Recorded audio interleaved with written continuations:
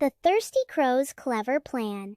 Once upon a time, on a warm, sunny day, in a little green village surrounded by tall trees and colorful flowers, there lived a clever crow named Coco. Now, Coco wasn't just any crow. He was the smartest, wisest crow you could ever meet. He loved flying around, singing with the wind, and finding tasty snacks in the trees. But one day, something very tricky happened. It was a day much like any other, except for one little problem. Coco was feeling super thirsty. I mean, really thirsty. His beak was dry, his wings were tired, and all he could think about was, I need water. Where can I find some water? Coco flapped his wings and flew high up into the sky, scanning the land below. He looked left, he looked right, and he looked straight ahead, but there wasn't a single drop of water to be seen. No streams, no rivers, no ponds, nothing. Oh no, thought Coco. I must find water, or I'll be too tired to fly anymore.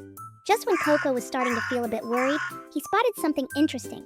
There, down on the ground, under a big, shady tree, was a little pitcher made of clay. Aha! Coco chirped excitedly. There's a pitcher, and pitchers always have water in them. Without wasting a moment, Coco swooped down from the sky, landing gently beside the pitcher. He peeked inside, and guess what? There was water, but oh no! There was only a tiny bit of water at the bottom, and the pitcher was tall, much too tall for Coco's beak to reach. Oh dear, sighed Coco. He stretched his neck as far as it could go. He leaned over the edge of the pitcher, trying to sip the water, but no matter how hard he tried, his beak just couldn't reach it. What can I do? Coco thought, tapping his little black feet on the ground. I know there's water in there, but how can I get it out? Coco was a very clever crow, remember? So he didn't give up. He sat down to think, and as he did, he noticed something else, a pile of tiny pebbles lying nearby. And then, ping! An idea popped into Coco's head. He flapped his wings in excitement and said, I've got it!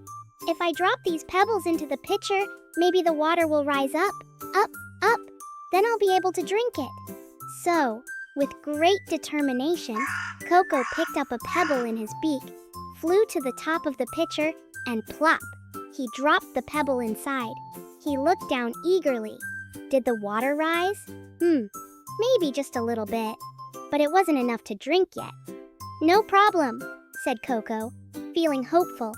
He picked up another pebble, then another, and another. One by one, he dropped them into the pitcher. Plop, plop, plop. Slowly but surely, something amazing began to happen. The water started to rise higher and higher with every pebble Coco dropped. It's working! It's really working! Coco chirped happily. Finally, after dropping many pebbles, the water was high enough for Coco's beak to reach. Yippee! He cheered. He took a big gulp of the cool, refreshing water. Gulp, gulp, gulp. And oh, it tasted so good. Coco felt his thirst vanish, and his wings felt full of energy again. Ah, that's much better, said Coco, feeling proud of himself.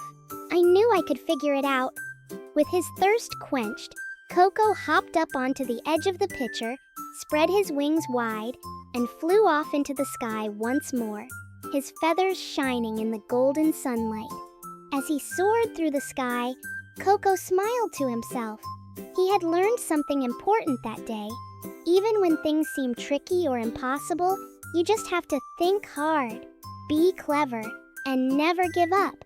And so, Coco the clever crow flew happily ever after, always remembering that a little bit of thinking and a whole lot of patience can solve even the toughest problems. The end. Now, wasn't that a fun story? Coco the crow didn't get upset when he couldn't reach the water. He stayed calm, used his brain, and found a smart way to solve the problem. Just like Coco, we can all use our cleverness to think of solutions when things get tough. And sometimes, just like dropping little pebbles, small efforts can make a big difference. So, if you like this story, please subscribe to our channel, Miniatures Planet, for a lot more stories and exciting songs for all of us.